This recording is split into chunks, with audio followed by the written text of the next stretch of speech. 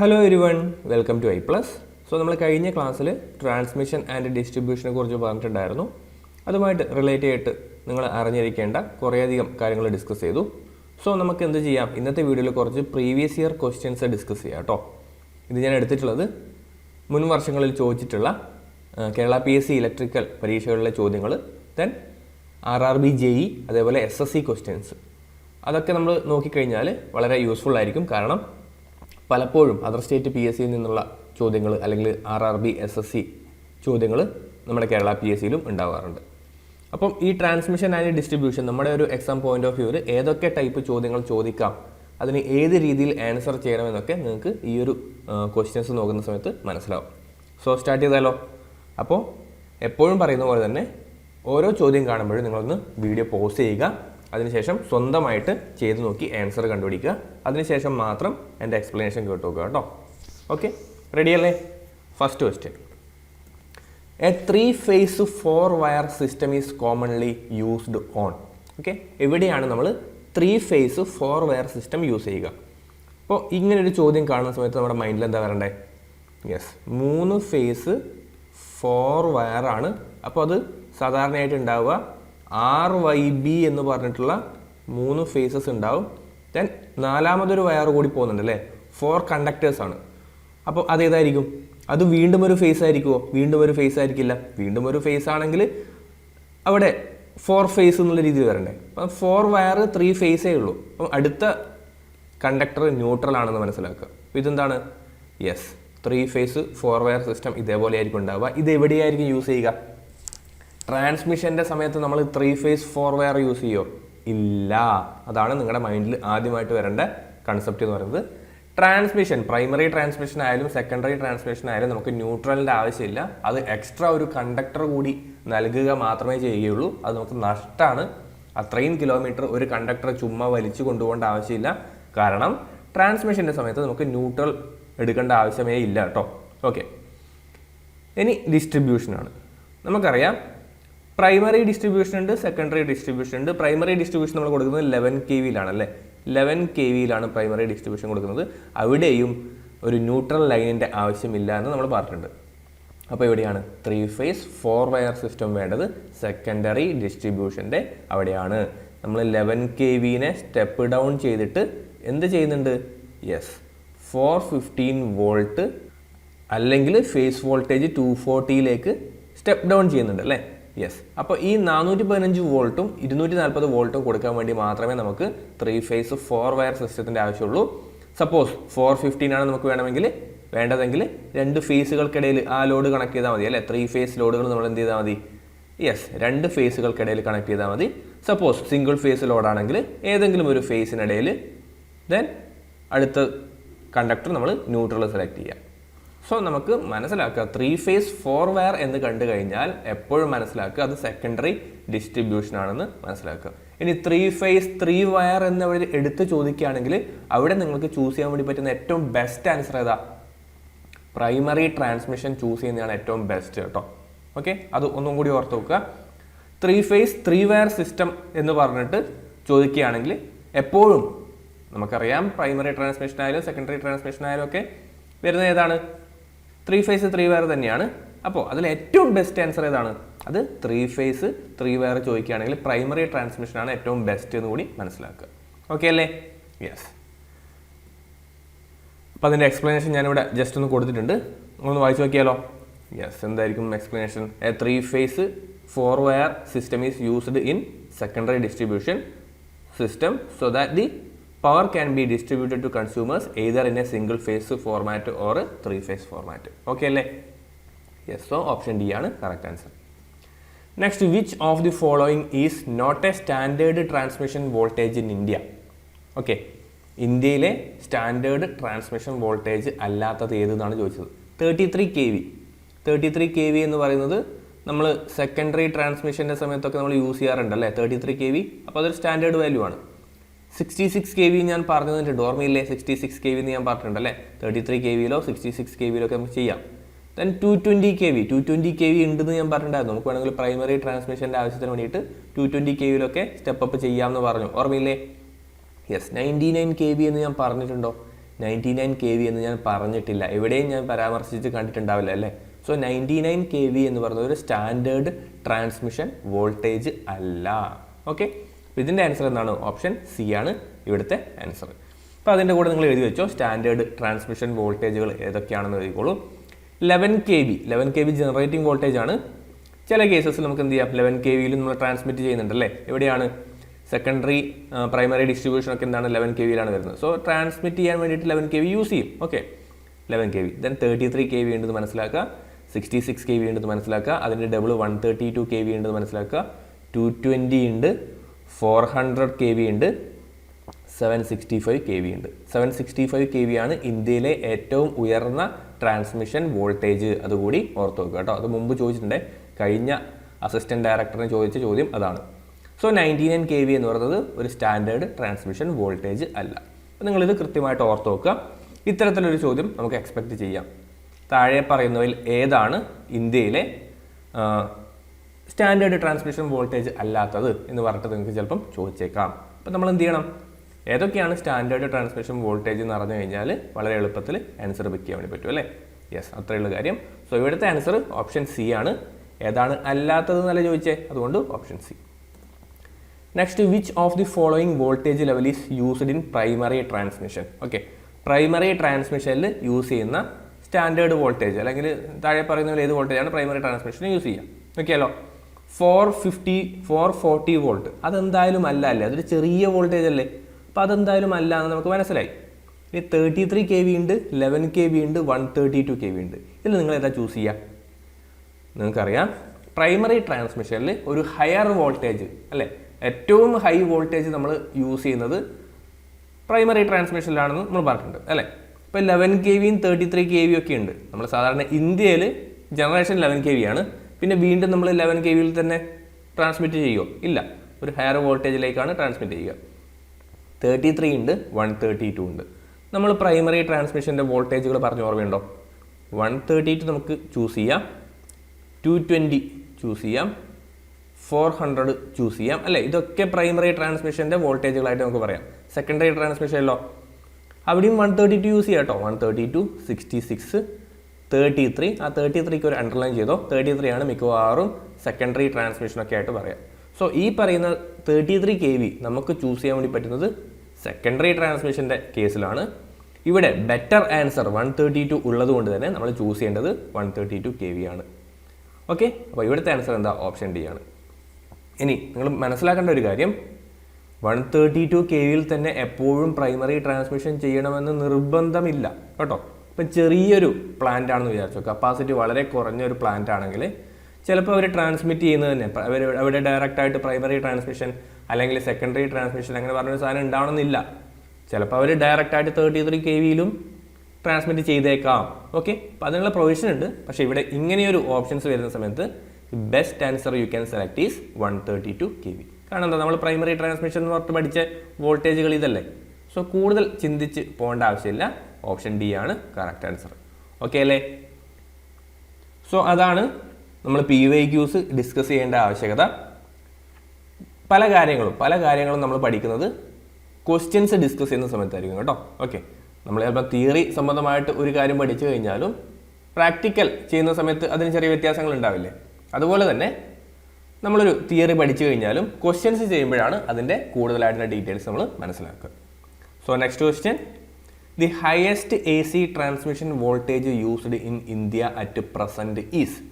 Okay, at present ഇന്ത്യയിലെ highest AC transmission voltage എത്രയാണെന്നാണ് ചോദ്യം. ഇത് നിങ്ങളുടെ കഴിഞ്ഞ അസിസ്റ്റന്റ് ഡയറക്ടറിന് ചോദിച്ച ചോദ്യം കൂടിയാണ്. ഓപ്ഷൻ സി 765 kV ആണ് ആൻസർ. ഇനി നിങ്ങൾ പഴയ ടെക്സ്റ്റ് ബുക്കുകൾ റെഫർ ചെയ്യുന്ന സമയത്ത് ഓക്കെ, ഏകദേശം ഒരു 2014 മുൻപുള്ള ടെക്സ്റ്റ് ബുക്കുകളൊക്കെ അല്ലെങ്കിൽ ക്വസ്റ്റ്യൻ പേപ്പറൊക്കെ ചെയ്യുന്ന സമയത്ത് അവിടെ 400 kV എന്ന് നിങ്ങൾ ചിലപ്പോൾ കണ്ടിട്ടുണ്ടാവും. ഓക്കെ, ചിലപ്പോൾ പഴയ എക്സാം SSC JEയുടെ 2013 ക്വസ്റ്റ്യൻ പേപ്പറിൽ ഇതേ ചോദ്യം ചോദിച്ചിട്ടുണ്ട്. അവിടുത്തെ ആൻസർ എന്തായിരിക്കും വന്നിട്ടുണ്ടെന്ന് അറിയോ? 400 kV ആണ്. കാരണം ആ സമയത്ത് 765 kV വന്നിട്ടില്ല. 765 kV വലിച്ചിട്ടുണ്ടായിരുന്നു എങ്കിൽ കൂടി അതിൽ കൂടി നമ്മൾ 765 kV വോൾട്ടേജിലുള്ള പവർ നമ്മൾ ട്രാൻസ്മിറ്റ് ചെയ്യാറുണ്ടായിരുന്നില്ല. For a factor of safety നമ്മൾ ആ സമയത്ത് 400 kV തന്നെയായിരുന്നു യൂസ് ചെയ്തുകൊണ്ടിരുന്നത് കേട്ടോ. യെസ്, അതിന് ശേഷമാണ് നമ്മൾ 765 kV, എനിക്ക് തോന്നുന്നു 2014 ശേഷമാണ് ഈ 765 kV എന്നുള്ള ഹയർ വോൾട്ടേജ് വന്നിട്ടുള്ളത്. അതുകൊണ്ട് നിലവിൽ ഇന്ത്യയിലെ ഹയസ്റ്റ് ട്രാൻസ്മിഷൻ വോൾട്ടേജ് 765 ആണെന്ന് മനസ്സിലാക്കുക. അതിൻ്റെ കൂടെ കേരളത്തിലാണെങ്കിൽ 400 kV കേട്ടോ, 400 kV ആണ് കേരളത്തിലെ highest transmission voltage in AC. ഇവിടെ ശ്രദ്ധിക്കേണ്ട കാര്യം AC ട്രാൻസ്മിഷൻ എന്ന് കൊടുത്തിട്ടുണ്ട്, DC ലാകുമ്പം അത് വ്യത്യാസമാണെന്ന് ഞാൻ പറഞ്ഞ ഓർമ്മയില്ലേ? യെസ്, അപ്പോൾ ഓർത്ത് വെക്കുക കേട്ടോ. Next one, the transmission lines which feed different substations represent. Okay, അതായത് ഡിഫറെൻറ്റ് സബ്സ്റ്റേഷനുകളെ ഫീഡ് ചെയ്യുന്ന ട്രാൻസ്മിഷൻ ലൈനുകളെ നമ്മൾ പറയുന്ന പേരെന്താണ്? Okay, transmission line which feed different substations represent primary transmission, secondary transmission, primary distribution, secondary distribution. So എന്തായിരുന്നു answer? Yes, ഇവിടെ കുറച്ച് നമ്മൾ ചിന്തിക്കേണ്ട ആവശ്യമുണ്ട്. നമ്മളിങ്ങനെ ചുമ്മാ പ്രൈമറി ട്രാൻസ്മിഷൻ, സെക്കൻഡറി ട്രാൻസ്മിഷൻ എന്ന് പഠിച്ചു പോയി കഴിഞ്ഞാലും ചില സ്പെസിഫിക് ചോദ്യങ്ങൾ ചോദിക്കുന്ന സമയത്ത് നമ്മുടെ ടൈം നഷ്ടപ്പെടുത്താനത് നിങ്ങളെ കാരണമാക്കുന്നു. അപ്പോൾ നമുക്കതിൻ്റെ ഓരോന്നിൻ്റെ ഡെഫിനേഷൻ നോക്കിയല്ലോ. പ്രൈമറി ട്രാൻസ്മിഷൻ എന്തായിരുന്നു? ജനറേറ്റിംഗ് വോൾട്ടേജിനെ ഒരു ഹയർ വോൾട്ടേജിലേക്ക് ട്രാൻസ്മിറ്റ് ചെയ്തിട്ട് നമ്മൾ എന്ത് ചെയ്യുന്നു? ലോഡ് സെൻറ്റേഴ്സിലേക്ക് അയക്കുന്നു എന്ന് പറഞ്ഞിട്ടുണ്ടല്ലേ. സോ പ്രൈമറി ട്രാൻസ്മിഷൻ അല്ല. ദെൻ സെക്കൻഡറി ഡിസ്ട്രിബ്യൂഷൻ എന്തായാലും അല്ല. കാരണം എന്താ? അത് നമ്മൾ കൺസ്യൂമേഴ്സിന് കൊടുക്കാൻ വേണ്ടിയിട്ടാണ് സെക്കൻഡറി ഡിസ്ട്രിബ്യൂഷൻ. ദെൻ പ്രൈമറി ഡിസ്ട്രിബ്യൂഷനും അല്ല. എന്തുകൊണ്ടാണ്? പ്രൈമറി ഡിസ്ട്രിബ്യൂഷൻ ബൾക്ക് കൺസ്യൂമേഴ്സിന് കൊടുക്കാൻ വേണ്ടിയിട്ടുള്ളതാണ്. സെക്കൻഡറി ട്രാൻസ്മിഷൻ പറഞ്ഞ സമയത്ത് ഓർമ്മയുണ്ടോ? The transmission lines which feed different substations അല്ലേ? അതിൽ അങ്ങനെ ഒരു ഡെഫിനിഷൻ പറഞ്ഞ് ഓർമ്മയില്ലേ? യെസ്, അപ്പോൾ സെക്കൻഡറി ട്രാൻസ്മിഷൻ ആണ് നമ്മുടെ കറക്റ്റ് ആയിട്ടുള്ള ആൻസർ. നമ്മൾ സാധാരണയായിട്ട് ഈ പറയുന്ന ഹൈ വോൾട്ടേജിനെ ഒരു ലോ വോൾട്ടേജ് ആക്കിയിട്ട് എന്ത് ചെയ്യും? യെസ്, ഡിഫറെൻറ്റ് സബ്സ്റ്റേഷൻസിലേക്ക് നമ്മൾ ഫീഡ് ചെയ്യും. അത് തന്നെയായിരുന്നു നമ്മൾ ഡെഫിനേഷൻ പറയുന്ന സമയത്തും പറഞ്ഞിട്ടുണ്ടായിരുന്നു അല്ലേ? Yes, so the electric power is transmitted by overhead line to different substation known as secondary transmission. Okay, so option B secondary transmission ആണ് അതിൻ്റെ ആൻസർ ആയിട്ട് വരിക. ഓക്കെ അല്ലേ? യെസ്, നെക്സ്റ്റ് പോവാം. Which of the following system is used in secondary transmission of electric power? അപ്പം നേരത്തെ കണ്ട അതേ ചോദ്യം തന്നെയല്ലേ, അത് വേറെ രീതിയിൽ ചോദിച്ചു എന്നേ ഉള്ളൂ അല്ലേ? അപ്പം നമുക്കറിയാം സെക്കൻഡറി ട്രാൻസ്മിഷൻ എന്ന് പറയുമ്പോൾ എന്തായിരിക്കും നമ്മൾ എപ്പോഴും ചൂസ് ചെയ്യേണ്ട ബെസ്റ്റ് ആൻസർ എന്ന് പറയുന്നത് 33 kV ആണ് കേട്ടോ. പലപ്പോഴും എക്സാമിൻ്റെ ക്വസ്റ്റ്യൻ ആയിട്ട് വരുമ്പോൾ 33 kV തന്നെയാണ് യൂസ് ചെയ്യാറ്. 33 kV ആണ് മനസ്സിലായി. ഇനി എത്ര ഫേസ് എത്ര വയർ സിസ്റ്റമാണ് വരിക? ട്രാൻസ്മിഷൻ ആണ്. The best answer you can select is 3 phase 3 wire അല്ലേ? കാരണം ട്രാൻസ്മിഷൻ്റെ സമയത്ത് നമുക്ക് ന്യൂട്രലിൻ്റെ ആവശ്യമുണ്ടോ? ഇല്ല, അതൊരു എക്സ്ട്രാ കണ്ടക്ടറാണ്. സോ 3 phase 3 wire മതി. സോ 33 kV 3 phase 3 wire ആണ് ബെസ്റ്റ് ആൻസർ. ഓക്കെയല്ലോ? അപ്പം 4 wire സിസ്റ്റം എന്നുള്ളത് നമുക്ക് കട്ട് ചെയ്യാം അല്ലേ? ഇതെന്തായാലും അല്ല, 4 wire സിസ്റ്റം വേണ്ട. ഇനി 4 wire സിസ്റ്റം വേറെ എവിടെയും ഉണ്ടോ? ഇതും വേണ്ട. ഇനി അടുത്തത് എന്തൊക്കെയാ? 33 kV 3 phase 3 wire, 110 kV 3 phase 3 wire. 110 kV എന്ന് പറയുന്ന ഒരു സ്റ്റാൻഡേർഡ് ട്രാൻസ്മിഷൻ വോൾട്ടേജ് അല്ല, 132 kV ആണ് കേട്ടോ. ഓക്കെ, സോ ഓപ്ഷൻ ബി ആണ് നമ്മുടെ കറക്റ്റ് ആയിട്ടുള്ള ആൻസർ. അത് കൂടാണ്ട് സെക്കൻഡറി ട്രാൻസ്മിഷൻ വരികയാണെങ്കിൽ എപ്പോഴും ക്വസ്റ്റ്യൻ പേപ്പറിൽ 33 kV ആണ് ഉണ്ടാവുക. ഈവൻ ദോ 66 kVയിലും 132 നമുക്ക് ചെയ്യാം. ഓക്കെ, എന്തായാലും വാട്ട് എവർ നമ്മുടെ ആൻസർ എപ്പോഴും ഉണ്ടാവുക 33 kV എന്നുള്ള രീതിയിലാണ് ഉണ്ടാവുക. സോ ഓപ്ഷൻ ബി ആണ് correct answer. The secondary transmission used in electrical power is 33 kV 3 phase 3 wire system. കണ്ടോ? യെസ്, സോ ക്വസ്റ്റ്യൻസ് ചെയ്യുക എന്ന് പറയുന്നത് ഇമ്പോർട്ടൻ്റ് ആണ്. നിങ്ങൾ പഠിച്ച കാര്യങ്ങൾ കറക്റ്റ് ആണോ, അല്ലെങ്കിൽ നിങ്ങൾ ആ ഒരു ഏരിയ കറക്റ്റായിട്ട് തന്നെയാണോ മനസ്സിലാക്കിയത്, അതൊക്കെ ഉറപ്പുവരുത്താൻ വേണ്ടിയിട്ട് നിങ്ങളെ സഹായിക്കും. Next question. The highest voltage transmission line starting from generating point is called. Highest voltage transmission line starting from generating point is called. അതായത് ജനറേറ്റിംഗ് പോയിന്റിൽ നിന്നും സ്റ്റാർട്ട് ചെയ്യുന്ന ഒരു ട്രാൻസ്മിഷൻ ലൈൻ ഉണ്ടാവല്ലോ, അത് തന്നെയാണ് ഹയസ്റ്റ് വോൾട്ടേജ് അല്ലേ? ഹയസ്റ്റ് വോൾട്ടേജ് ഉണ്ടാവുക ഒരു പവർ സിസ്റ്റം എടുത്തു കഴിഞ്ഞാൽ ഹയസ്റ്റ് വോൾട്ടേജ് ഓഫ് ട്രാൻസ്മിഷൻ നടക്കുന്നത് അവിടെ തന്നെയായിരിക്കും. അതിൻ്റെ പേരെന്താണെന്നാണ് ചോദിച്ചത്. വളരെ ഈസി അല്ലേ? എന്താ? Primary transmission. സോ ഇത് കൃത്യമായിട്ട് അറിയുന്നവർക്ക് മാത്രമേ ഇത്തരം ചോദ്യങ്ങൾ ചെയ്യാൻ വേണ്ടി പറ്റുള്ളൂ കേട്ടോ. അപ്പം ചുമ്മാ ഒരു പവർ സിസ്റ്റം പഠിച്ചു, അതിൽ പ്രൈമറി ട്രാൻസ്മിഷൻ സെക്കൻഡറി ട്രാൻസ്മിഷൻ അങ്ങനെയൊക്കെ കേട്ടിട്ടുണ്ട്, പക്ഷെ അതെന്താണെന്ന് കറക്റ്റ് ധാരണ ഇല്ലാത്ത ഒരാളെ സംബന്ധിച്ചിടത്തോളം ഇതൊക്കെ ഒരേപോലെ ഉണ്ടാവും അല്ലേ? Primary transmission, primary distribution, okay, secondary transmission, secondary distribution. അപ്പോൾ ഇതിൽ ഏതായിരിക്കും വരിക? ഒരു കൺഫ്യൂഷനേ ഉണ്ടാവുള്ളൂ. അപ്പം നമ്മൾ കറക്റ്റായിട്ട് പഠിക്കുക. ആദ്യമുള്ളത് പ്രൈമറി ട്രാൻസ്മിഷൻ അല്ലേ, അത് ഹയർ വോൾട്ടേജ് ആണ്, ഹയസ്റ്റ് വോൾട്ടേജ് അവിടെയാണ് ഉണ്ടാവുക. ദെൻ അതിനുശേഷം സെക്കൻഡറി ട്രാൻസ്മിഷൻ ആണെന്ന് മനസ്സിലാക്കുക. ഓക്കെ, അതിനുശേഷം secondary transmission, then primary distribution അല്ലേ, പ്രൈമറി ഡിസ്ട്രിബ്യൂഷൻ ബൾക്ക് കൺസ്യൂമേഴ്സിനൊക്കെ നമുക്ക് എന്ത് ചെയ്യാം, പ്രൈമറി ഡിസ്ട്രിബ്യൂഷൻ ടൈമിൽ തന്നെ പവർ കൊടുക്കുക അല്ലേ. ദെൻ സെക്കൻഡറി ഡിസ്ട്രിബ്യൂഷൻ, നമ്മൾ 3 ഫേസ് സിംഗിൾ ഫേസിനൊക്കെ പവർ എടുക്കുന്നത് ഈ പറയുന്ന സെക്കൻഡറി ഡിസ്ട്രിബ്യൂഷൻ്റെ സമയത്താണ്. ഇതിന് ശേഷമല്ലേ നമ്മൾ ഡിസ്ട്രിബ്യൂഷൻ സിസ്റ്റം, ഫീഡർ, സർവീസ് മെയിനൊക്കെ പറഞ്ഞ് ഓർമ്മയില്ലേ? യെസ്, അത്തരം കാര്യങ്ങൾ കൂടി മനസ്സിലാക്കി വെക്കുക. അതിൽ നിന്നും ചോദ്യങ്ങൾ വരാറുണ്ട്. സോ ഇവിടുത്തെ ആൻസർ പ്രൈമറി ട്രാൻസ്മിഷൻ ആണ്, ഓപ്ഷൻ സി ആണ്. ഓക്കെ അല്ലേ? Yes. Next question, which of the following statement is or are true? താഴെ പറയുന്നതിൽ ഏത് സ്റ്റേറ്റ്മെന്റ് ആണ് കറക്റ്റ് ആയിട്ടുള്ളതെന്നാണ് ചോദിച്ചത് കേട്ടോ. നോക്കിയാലോ, feeders are designed from the point of view of its current carrying capacity. ഫീഡേഴ്സിനെ നമ്മൾ ഡിസൈൻ ചെയ്യുന്നത് അതിൻ്റെ കറണ്ട് ക്യാരിയിങ് കപ്പാസിറ്റിയെ ഡിപ്പെൻഡ് ചെയ്തിട്ടാണ് അല്ലേ, അതൊരു ഫാക്ടർ ആക്കിയിട്ടാണ്. കറക്റ്റ് ആണോ? യെസ്, കറക്റ്റ് ആണ്. ഫീഡേഴ്സിനെ നമ്മൾ കറണ്ട് ക്യാരിയിങ് കപ്പാസിറ്റി അനുസരിച്ച് തന്നെയാണ് നമ്മൾ ഡിസൈൻ ചെയ്തിട്ടുള്ളത്. Then distributors R designed on the basis of voltage drop in it. അതും കറക്റ്റ് അല്ലേ? യെസ്, അതും കറക്റ്റാണ്. നമ്മൾ നേരത്തെ പറഞ്ഞിട്ടുണ്ടായിരുന്നു അല്ലേ, ഫീഡേഴ്സിൽ നമുക്ക് യാതൊരുവിധ ടാപ്പിങ്ങുകളും അലൗഡ് അല്ല. ഡിസ്ട്രിബ്യൂട്ടേഴ്സും നമുക്ക് എന്ത് ചെയ്യാം, ടാപ്പിങ്സ് വലിക്കാം. ആ ടാപ്പിങ്സ് പോകുന്നത് എവിടത്തേക്കായിരിക്കും? കൺസ്യൂമേഴ്സിൻ്റെ അടുത്തേക്കായിരിക്കും. അതിന് പറയുന്ന പേരാണ് സർവീസ് മെയിൻ. അതൊക്കെ നമ്മൾ ഡിസ്കസ് ചെയ്തതാണ് അല്ലേ. അപ്പം 1ഉം 2ഉം ശരിയാണ്. ഇതൊക്കെ ഇമ്പോർട്ടൻ്റ് ആണ്, ഇത് പലപ്പോഴും ചോദിക്കാറുണ്ട്, അതുകൊണ്ട് ഓർത്ത് വെക്കുക.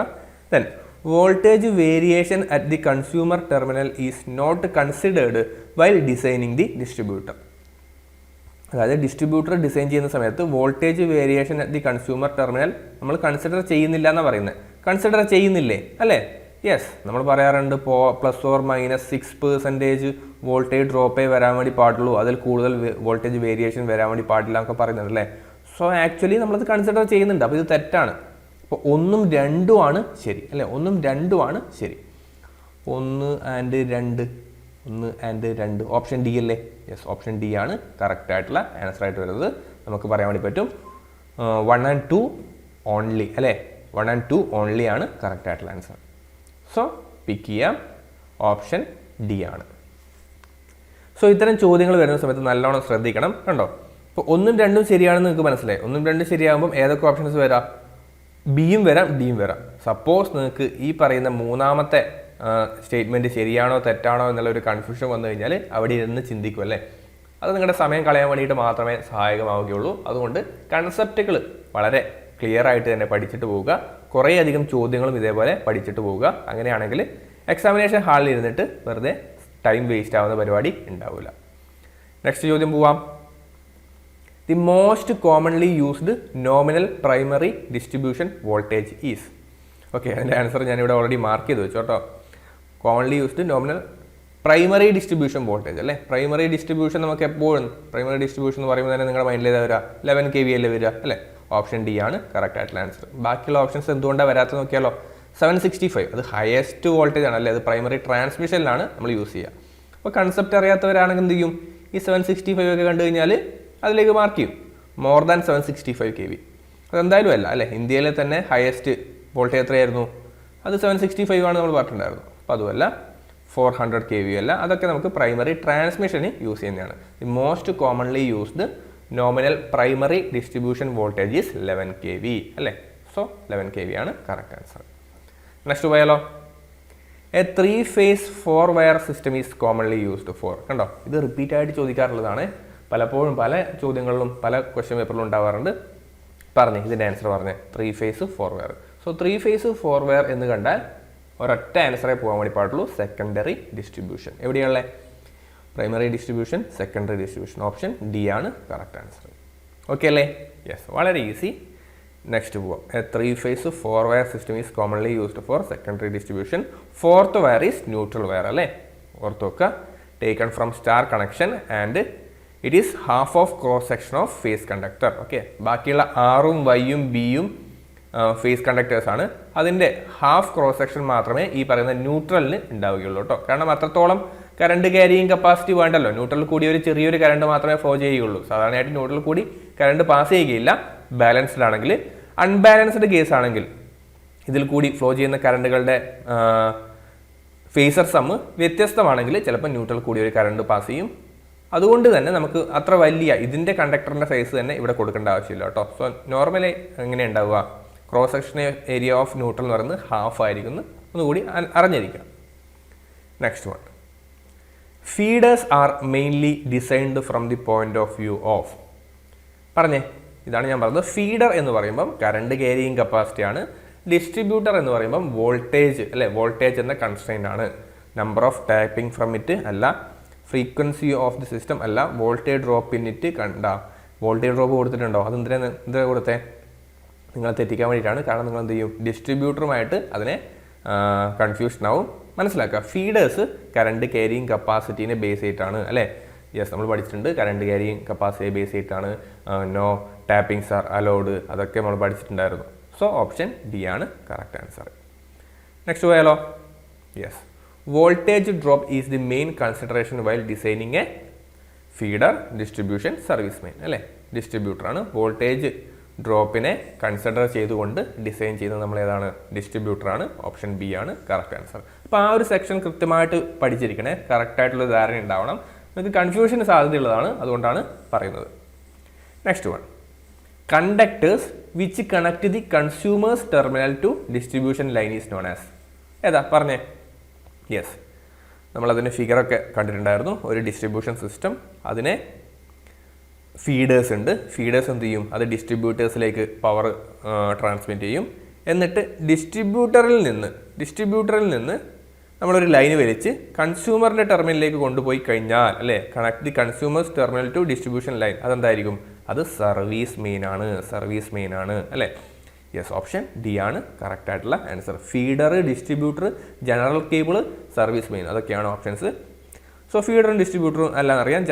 ജനറൽ കേബിൾസ് പറഞ്ഞാൽ നമ്മൾ നോർമലായിട്ട് കറണ്ട് ട്രാൻസ്മിഷൻ യൂസ് ചെയ്യുന്ന കേബിൾ, അതെന്തായാലും അല്ല, നമുക്കതിന് സ്പെസിഫിക് ആയിട്ടുള്ള നെയിം ഉണ്ട്.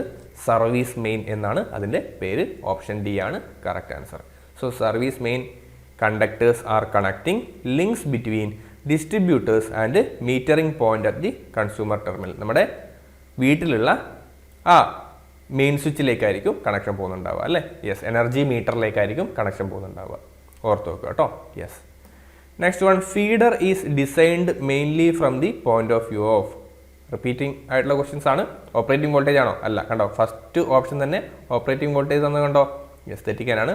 ഫ്രീക്വൻസി അല്ല, current carrying capacity. Okay, current carrying capacity, option C ആണ് കറക്റ്റ് ആൻസർ. ഓക്കെ അല്ലേ? Yes. Then which of the following distribution system is used for combined power and lighting ലോഡാണ് കേട്ടോ. ഇത് ലൈറ്റ്നിങ് അല്ല, lighting ആണ്. അതായത് അപ്പോൾ എന്താണ് ഈ പവർ ലോഡും ലൈറ്റ് ലോഡും? ലൈറ്റ് ലോഡ് എന്ന് പറഞ്ഞു കഴിഞ്ഞാൽ നമ്മുടെ ലൈറ്റുകൾ, ബൾബുകൾ ഉപയോഗിക്കാൻ വേണ്ടിയിട്ട്, ബൾബുകൾ ഓപ്പറേറ്റ് ചെയ്യാൻ വേണ്ടിയിട്ടുള്ള ലോഡ് മാത്രമല്ല, ചെറിയ ആംബിയറിൽ, ഇപ്പം ചെറിയ പവർ, ഒരു 5 ആംബിയറിൽ താഴെയൊക്കെ പവർ കൺസ്യൂം ചെയ്യുന്ന, 5 ആംബിയറിൽ താഴെയൊക്കെ കറണ്ട് യൂസ് ചെയ്യുന്ന ചെറിയ ലോഡുകൾക്ക് പറയുന്നവരാണ് ലൈറ്റ് ലോഡ്. അതിലേതൊക്കെ പെടും? ഇപ്പം ലൈറ്റ്, ഓക്കെ, ഫാന് തുടങ്ങിയ ലോഡുകളൊക്കെ ലൈറ്റ് ലോഡിലാണ് പെടുക.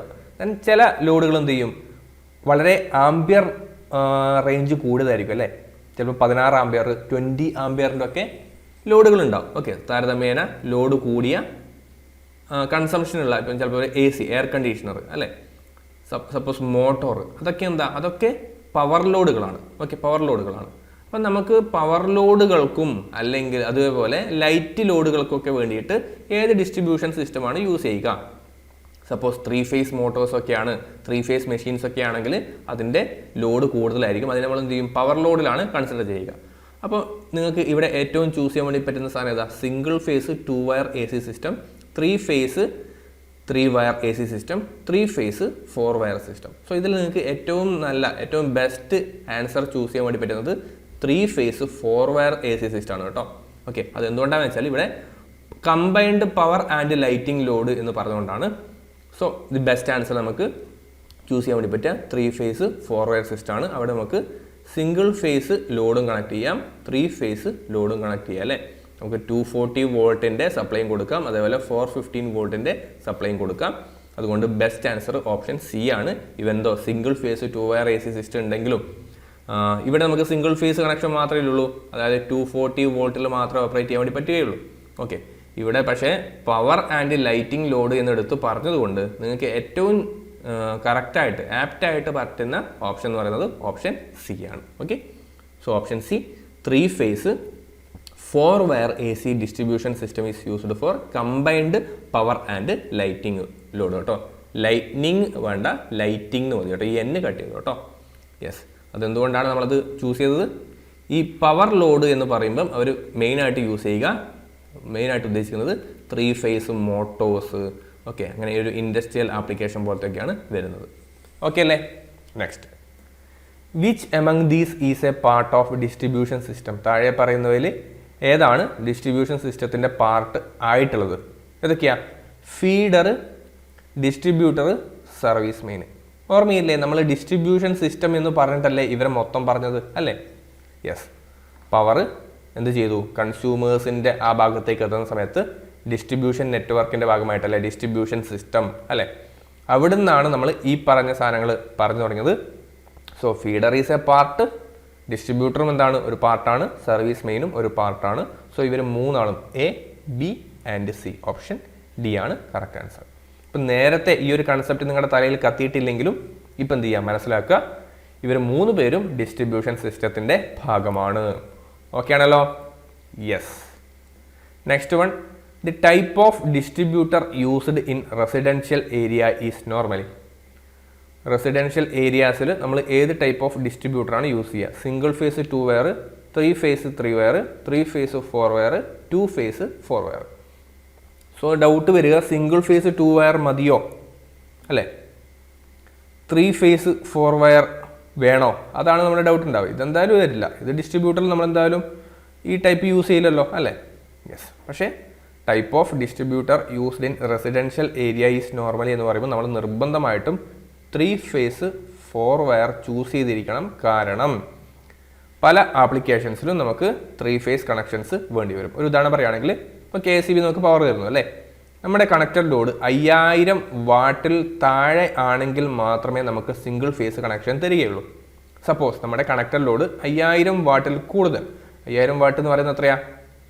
5 kilowatt അല്ലേ? 5 kilowatt കൂടുതൽ ആണെങ്കിൽ അവിടെ 3 phase കണക്ഷനാണ് താങ്കൾക്ക് തരുന്നുണ്ടാവുക. അപ്പോൾ അതുകൊണ്ട് തന്നെ 3 phase 4 wire സിസ്റ്റമാണ് നിങ്ങൾ ചൂസ് ചെയ്യേണ്ട ആൻസർ. ഓപ്ഷൻ സി ആണ് ചൂസ് ചെയ്യേണ്ടത്. 3 phase 4 wire distribution system is used in residential area because there is neutral point wire required for return path. Okay? Yes, option C ആണ് ആൻസർ ആയിട്ട് വരിക. Okay അല്ലേ? Yes. Then according to Indian Electricity Act, the permissible voltage drop at the consumer terminal of a distribution feeder is, okay, IE rule എന്നൊക്കെ പറഞ്ഞിട്ട് നമുക്ക് പഠിക്കാനുണ്ട് കേട്ടോ. IE rule എന്ന് പറയുന്നത് ഇന്ത്യൻ ഇലക്ട്രിസിറ്റി റൂളാണ്. സാധാരണയായിട്ടൊരു ഇലക്ട്രിക്കൽ ടെക്നിക്കൽ എക്സാമാണ് വരുന്നതെങ്കിൽ നമ്മൾ IE റൂളൊക്കെ പഠിക്കേണ്ടി വരും. പക്ഷേ ഇവിടെ നിങ്ങൾ ജസ്റ്റ് ആവശ്യമുള്ള കാര്യങ്ങൾ മാത്രം അറിഞ്ഞിരുന്നാൽ മതി. IE റൂൾ പ്രകാരം ഒരു consumer terminal of a distribution ഫീഡറിൽ എത്ര വോൾട്ടേജ് ഡ്രോപ്പ് നമുക്ക് പെർമിസിബിൾ ആണ്, എത്രത്തോളം വോൾട്ടേജ് ഡ്രോപ്പ് നമുക്ക് അനുവദനീയമാണെന്നാണ് ചോദ്യം. ഓക്കെ, അത് ±6% ആണ്, നമ്മൾ നേരത്തെ കണ്ടിട്ടുണ്ടായിരുന്നില്ലേ? യെസ്. അപ്പം 6% വോൾട്ടേജ് ഡ്രോപ്പ് ഓക്കെ ആണ്. അത് വോൾട്ടേജ് വേരിയേഷൻ എത്ര വരെ ആവാം? 24 ±6%. അതായത് 24 + 6% മുതൽ 240 -6% വരെ ആവാം അതിൻ്റെ വോൾട്ടേജിൻ്റെ റേഞ്ച് കേട്ടോ. അതാണ് ഇത് ഉദ്ദേശിക്കുന്നത്. ഓപ്ഷൻ ഡി ആണ് കറക്റ്റ് ആൻസർ. ഓക്കെ അല്ലേ? Yes. According to IE act rule number 54. Okay, 54ലാണ് നമ്മൾ വോൾട്ടേജിൻ്റെ വേരിയേഷൻ പറയുന്നത്. 55ൽ ഫ്രീക്വൻസീൻ്റെ വേരിയേഷനാണ് പറയുന്നത് കേട്ടോ. അത് 3% ആണ്. ഫ്രീക്വൻസീൻ്റെ വേരിയേഷൻ 3% ആണ്. അതുകൂടി ഒന്ന് ഓർത്ത് വെച്ചോ കേട്ടോ. ഈ permissible voltage drop at the consumer terminal of a distribution feeder is 6%. Okay, നമ്മൾ സാധാരണ യൂസ് ചെയ്യുന്ന ഫ്രീക്വൻസി എത്രയാണ്? 50 Hz ആണ്. സോ അതിൻ്റെ ±3% വരെ ആവാം എന്ന് പറയുന്നതാണ് IE റൂള് 55. ഓക്കെ ആണോ? യെസ്. അതുകൂടി ഒന്ന് എഴുതി വെച്ചോ കേട്ടോ. ഓക്കെ, സോ ഇവിടുത്തെ ആൻസർ വരുന്നത് ഓപ്ഷൻ ഡി ആണ്. ±6% ആണ് voltage drop at the consumer terminal of a distribution feeder according to IE act. Okay അല്ലേ? യെസ്. സോ അത്രയും ചോദ്യങ്ങൾ മാത്രമേ ഉള്ളൂ. നമ്മൾ ട്രാൻസ്മിഷൻ ആൻഡ് ഡിസ്ട്രിബ്യൂഷൻ പറയുന്ന സമയത്ത് നമ്മൾ അറിഞ്ഞിരിക്കേണ്ട അല്ലെങ്കിൽ ചോദിക്കാൻ സാധ്യതയുള്ള ചോദ്യങ്ങൾ മൊത്തം നമ്മളിവിടെ ഡിസ്കസ് ചെയ്യുന്നുണ്ട്. ഇനി ഒരു വീഡിയോ കൂടി ഉണ്ട് കേട്ടോ, ട്രാൻസ്മിഷൻ ആൻഡ് ഡിസ്ട്രിബ്യൂഷൻ്റെ കുറച്ച് കാര്യങ്ങൾ ഡിസ്കസ് ചെയ്യുന്ന ഒരു വീഡിയോ കൂടി നമ്മൾ ചെയ്യുന്നതായിരിക്കും. അതിലും കുറച്ച് ഒരു 4-5 ചോദ്യങ്ങൾ കൂടി ഡിസ്കസ് ചെയ്തിട്ട് നമുക്ക് എന്ത് ചെയ്യാം, ഈ ഒരു പാർട്ട് വൈൻഡ് അപ്പ് ചെയ്യാം. സോ അടുത്ത വീഡിയോയ്ക്ക് വേണ്ടിയിട്ട് വെയിറ്റ് ചെയ്യുക. നമുക്കിനി അടുത്ത വീഡിയോയിൽ കാണാം. താങ്ക്